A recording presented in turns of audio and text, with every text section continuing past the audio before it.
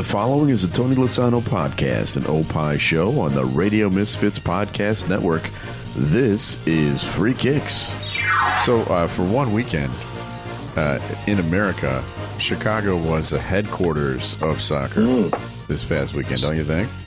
Certainly was. It was fantastic. I think the last report I saw, over 15,000 people in attendance over the 2 days. If you don't know what we're talking about, it was the Fan Fest. Peacock NBC was here this weekend. They had this Fan Fest. They showed all the games on big screens.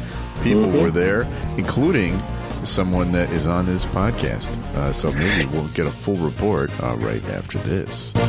And now, Free Kicks. Free Kicks with Illinois Youth Soccer Association's Director of Coaching, Adam Howarth, and Rick Kemper. See, that's how you do it as a professional. You tease it. Oh, you tease it. You're fantastic. You. Absolutely. So, Mr. Howarth, the Director of Coaching for the state of Illinois, you were there. I was there. I picked the worst day to go because it rained the whole time. That was on Sunday. But, hey, it happens. It happens. But, no, it was still a good experience, still packed by the end of it. What was great was... I think the Saturday was like 95 degrees. So, pick your poison. Exactly. Total opposite. Super hot. But I was lucky to be part of our Soccer for Success group that Ali Gerardo runs within our office, and they were able to do a training session with some Premier League coaches, and Mr. Gary Cahill came over and kicked around with the kids as well. So that was pretty cool. So we got some good pictures with Gary, and that must have been a thrill for you. Oh, yeah, absolutely. It's always nice to see former Chelsea players. Yeah. So, and he looks like he can still play a bit too. So he was in very good shape. So they showed a highlight on TV of him kicking field goals. Did you see that? Yeah. He was doing a lot of stuff. He was throwing out the first pitch at the Cubs game. I think him and Tim Howard, and kicking field goals. Yeah, he's still in pretty good shape. So. Did you get a chance to meet Rebecca or Robbie and Robbie? No, they were a bit too. Yeah, they were a bit too far away because they had the main stage. We were kind of a little bit further away, and how Lincoln Park set up, if you remember, they had the area, but they'd actually just right behind it. They actually have a nice turf soccer field there. Yeah, they do. So that was kind of nice that they was able to do the train session on a turf soccer field. So that was really good. So didn't get too close, but was able to absorb the atmosphere. And I just find it really interesting that you have all of these different supporters going into one place. Growing up in England, that would never happen. Right, exactly. You'd have to have cops in between each section. Exactly. It'd be like warfare. But it was great. Everybody got along. Everybody was hugging. You had an Arsenal fan next to a Tottenham fan, next to a Man City fan. It was pretty cool. Why that is? Because here in America, the people that have become soccer fans, the Premier League fans, we were so small in number for so many years, right? Yeah. And once we would meet other people, we didn't care if you were a supporter of, my arch enemy. In fact, I was at a wedding last weekend, and one of the kids there was a huge Everton fan. And, when I mentioned that I was a Liverpool fan, he was like, oh, boo, Liverpool. But then we sat and talked, and, it's just a joy to talk about, my favorite sport with whoever else shares that passion. Exactly. And don't get me wrong. That would still happen in England, right? So an Everton fan would still talk to a Liverpool fan. That would still happen. It's just a little bit more tribal in the fact in the fact that they just are so gung-ho. There's history. Yeah. Exactly. Your history is just that quick conversation, but their history goes back to, well, my dad supported, he was a red, my mom was a blue, and we're picking which teams we root for out of a hat, basically. Somebody, hey, who'd you? In fact, there was a guy from Chicago ER or Chicago Fire, one of those NBC shows. Did you see that? Chicago PD, yeah, I did see that, yeah. Mm-hmm. And he got to he's a soccer fan, but he has not chosen a Premier League fan team to root for yet, and so he chose one there on the spot, and he chose Manchester City, and the whole crowd booed. Bad choice. Yeah, but he'll have the last laugh as he's watching championship after championship. Yeah, exactly. So let's talk about what you saw the game that was on the big screen, because it was the Arsenal City game, right? Yeah, Manchester City Arsenal. So our session was kind of going on during the portion of it. So I caught it worked out well. I caught the start and I caught the end of the game. Oh. So that was really quite nice. And obviously the drama that took place in between, I was able to catch up on. But the goal at the end to tie it up, with so many minutes, I don't know, was it like the 7th minute of injury time, something like that? They finally got the goal. But yeah, what a great advertisement for the game. Intensity, pressure, controversy. You had it all. Yeah, it was amazing. First of all, there was the red card. Right, that was a big deal. Trossard got a red card, which was two pretty ticky-tacky yellow cards. Yes. Right. Yes. So I can understand Arsenal fans being upset about that. But the City fans were also upset because the goals were a little shaky too that Arsenal scored. In fact, that first goal, they took a free kick right after the referee had called over Kyle Walker. Right. Did you see that? Yes, exactly. He calls over Kyle Walker, who's the captain, and then Arsenal kicks it right where Kyle Walker should be, and the guy goes down and scores. Right. I can understand them being upset. In fact, here's a quote from Kyle Walker. I've not gone over to the referee. Me and Bakayo had not gone over. He called us over. If I'm being called over, he should wait and allow me to get back in position before the ball is then in over my head. If I go over on my own accord and I'm out of position, then it's my fault. But I'm in position. Yeah. He's called the two captains to calm the players down. I'm walking back saying, lads, concentrate, nothing stupid, make sure we get through this. Then the ball's going over my head. Which I think is, I'd be upset about that too. I agree. It was very inconsistent in terms of some of the decisions. Now, overall, I mean, again, we could stand it. I'm not here to criticize referees. We're not here to do that. But It was not an easy game. No. Right? But it was not an easy game to manage. I think the only positive thing was the managers actually got along pretty well, because that could have maybe heated it even more or made it even worse. But you can see this rivalry now is starting to brew. So this is when they go back to the Emirates, I think you're going to find a game that's going to be really intense. And hats off to Arsenal, because they almost beat them with 10 men, which was pretty impressive. And there was also some bad news for a City. Rodri was injured. He's out for the season, I heard. Yeah, potential anterior cruciate ligament injury. Yeah, so that's not good. And then I'm hearing too, I haven't heard, but there's a potential of a serious injury for Arsenal. So we'll probably find out more. By the time this airs, we'll find out. But there was a player too, and I'm not sure who went off, if there was any players, but he was talking about a player from Arsenal having a serious injury as well. So probably something could have happened. It might have been Martinelli. I know he went off. Calafiori went off as well. Saka went off. So we'll have to see kind of how everything kind of falls into place. But great advertisement for the game. Love the intensity.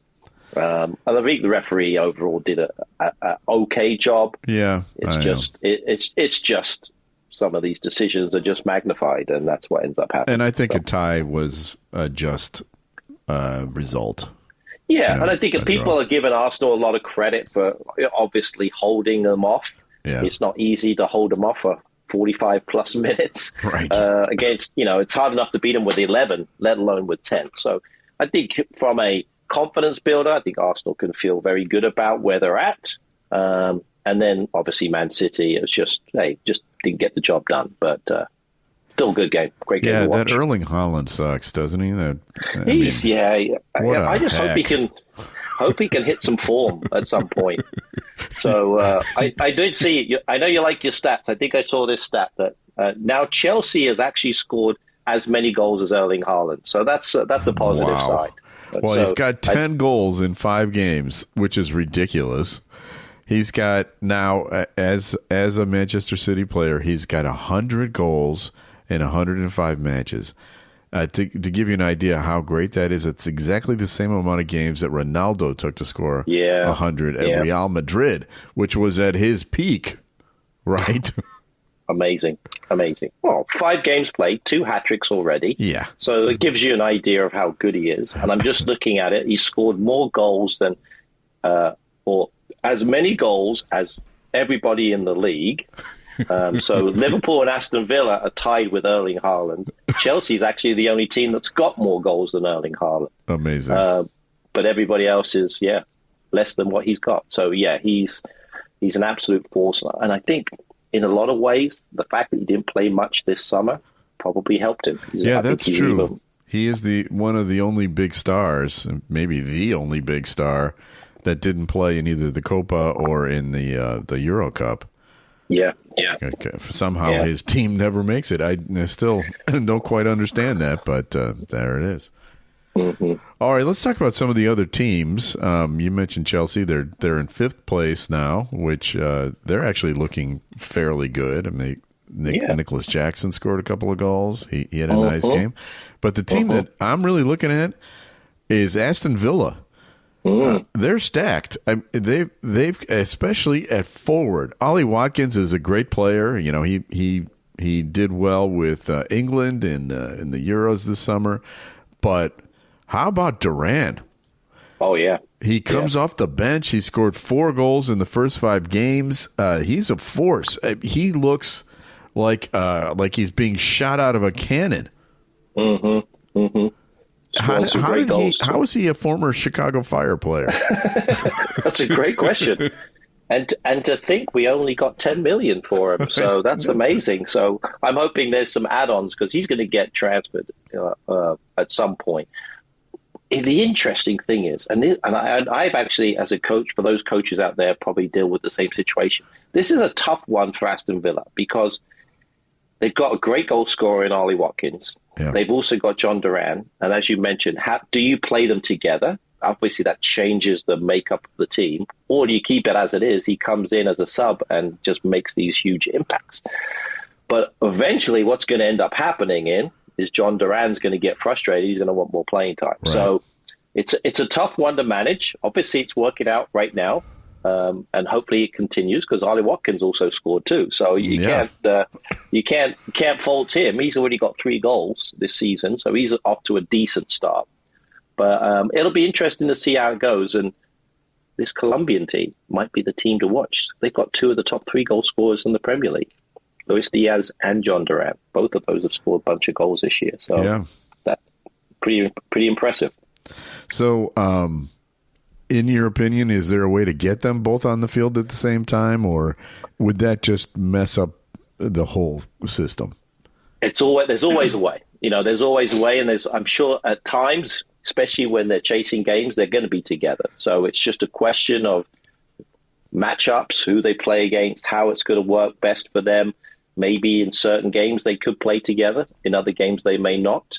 Maybe they flip it around a little bit and John Duran starts a few games because he's certainly worthy of doing it. But yeah, it's a nice situation to be in for the manager, that's for sure. And they are playing in the Champions League this year. Yes. So there are other opportunities to start Duran over Watkins, just to go back and forth and give them all some opportunities.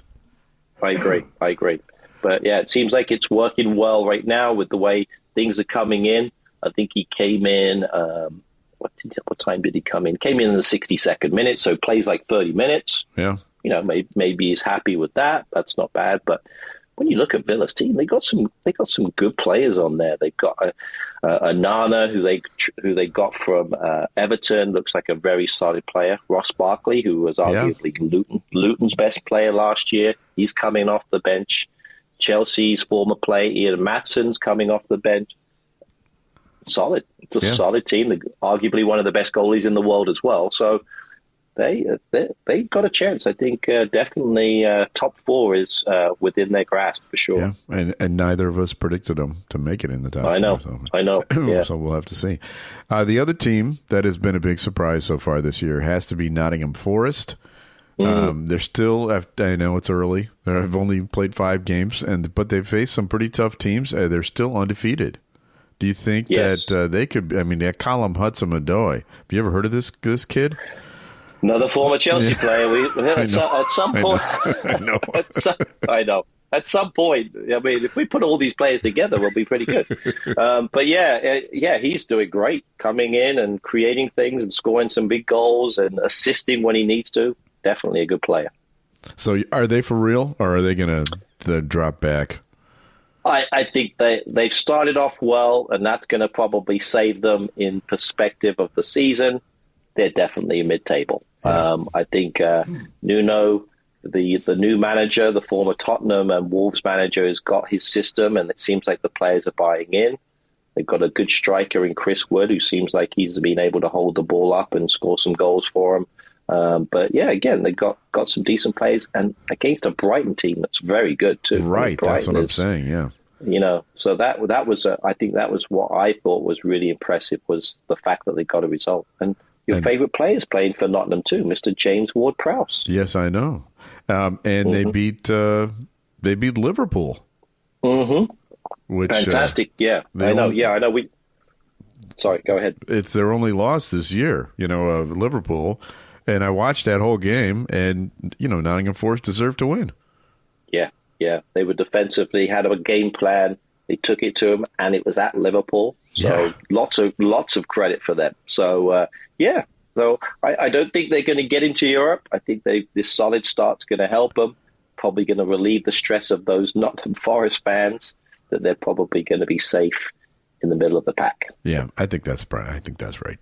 All right, I like to bring a strange stat of the week in every week. This time instead, I have a strange story of the week. This involves a biting incident in the championship. Blackburn player Owen Beck was allegedly bitten in his team's ill-tempered local derby with Preston on Sunday, his manager John Eustace said. Beck clashed with Preston's Milutin Osmajuk. They really should have pronunciation guides, don't you think?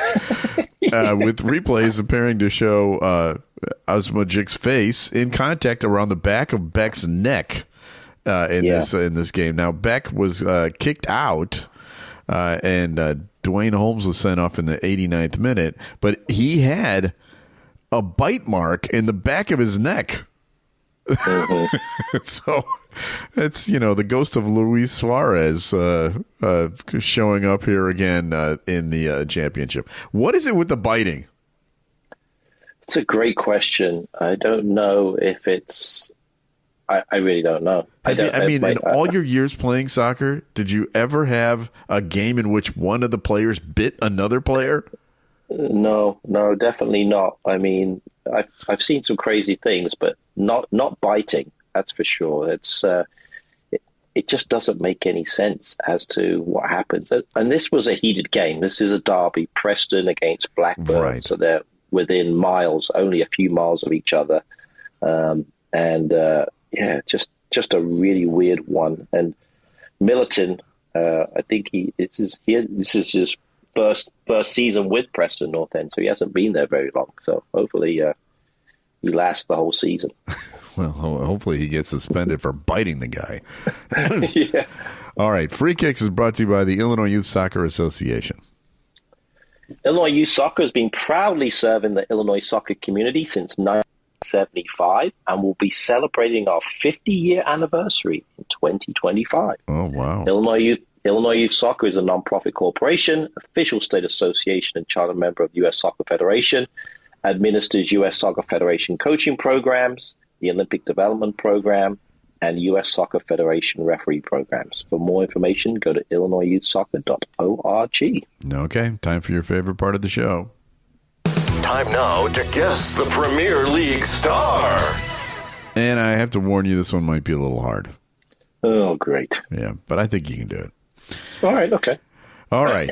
This week's Premier League star is 24 years old. Okay. He was born in Leeds, but he did not play in the Leeds system.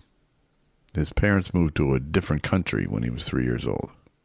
So he was born in Leeds, but not really. And he said as a kid, his greatest goal in life is winning the Premier League with Leeds. That was his ultimate goal. But he's never played for Leeds. Never played for Leeds. Has no connection to Leeds. His parents were professional athletes. Mm-hmm. He has played professionally in 4 different countries, in addition to England on his current team and his home country. He also played in Austria and Germany. Wow. Now he's got the knack around the goal. As a teenager, he scored in his first 5 Champions League games. And he was playing for an Austrian team at that time. So his first 5 Champions League games, he was in his teens, he scored. Now, he moved from Austria to the Bundesliga. Yeah. In the Bundesliga, he got a hat trick in his first game. Wow. It's impressive. Yeah. Then he guesses. This is a tough one. Like you said, it's a tough one. Is he playing for a team that's in the top 5? Yes. In the Premier League, he's been here a couple seasons. It took him almost a full month before he got his first hat trick. 4 months before he got his first hat trick. Yeah. Wow. And he's gotten quite a few since.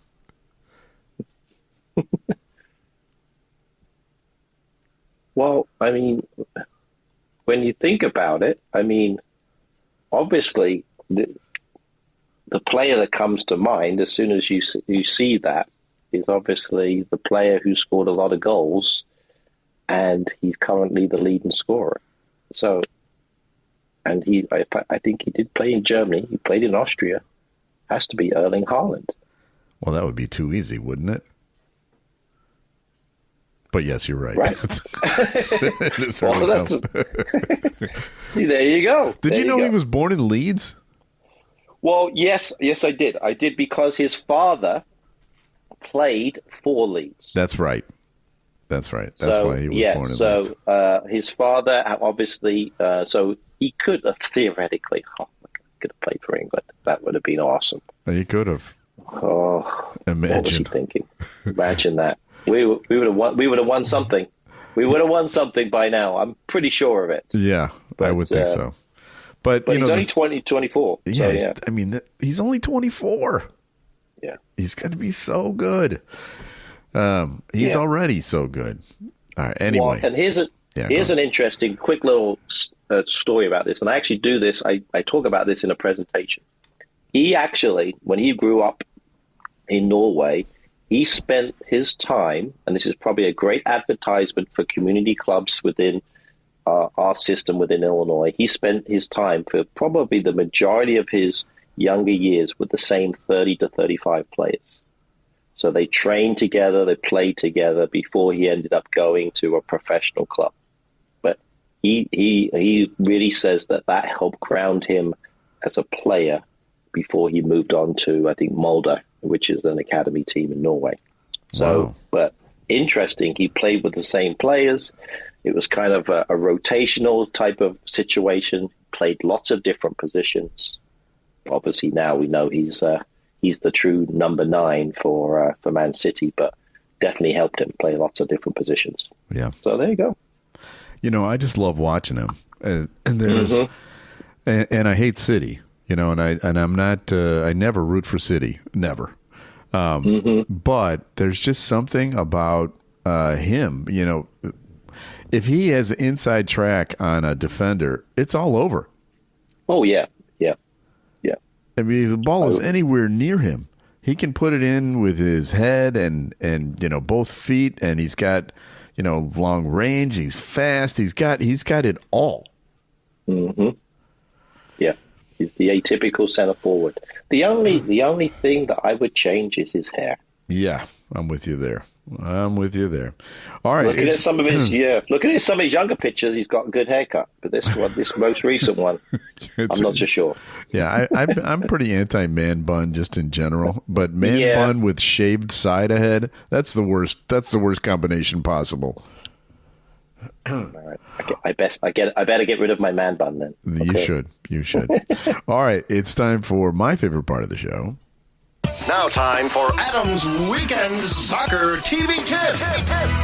All right, haven't looked at the listings. I know there's a lot of things going on. We've got Champions League. We've got Carabao Cup. We've got Premier League. Lots of choices. This is a great time of year. What should we be watching?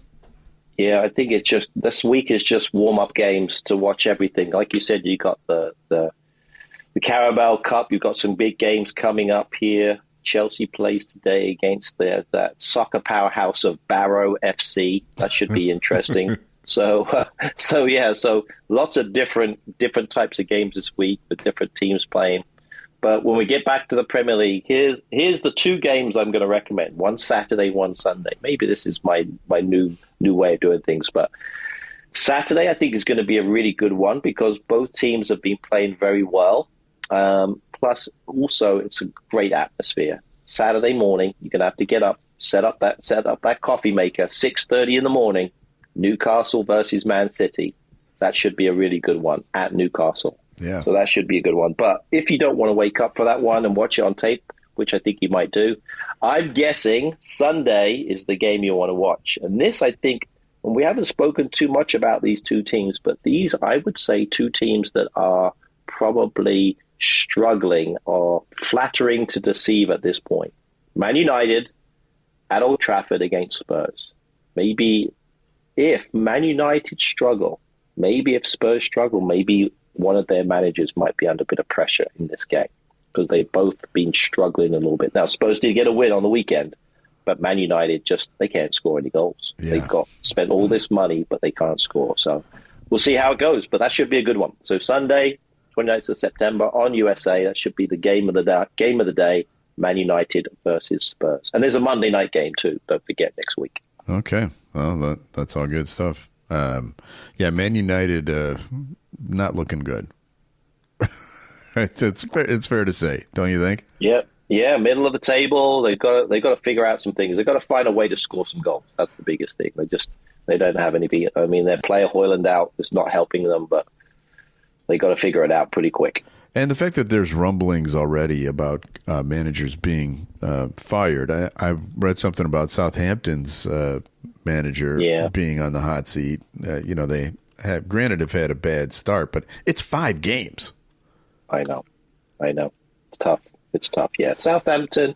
I mean, to be fair to them, they got a draw on the weekend against an Ipswich Town. That could have gone either way.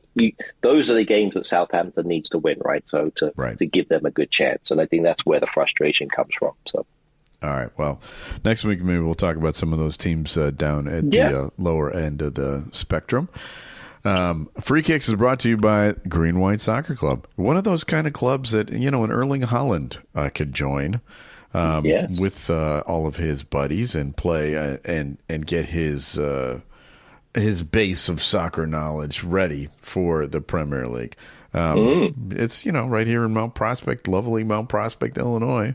There are teams for every age group. We are travel teams. We also have a full rec league through the Mount Prospect Park District.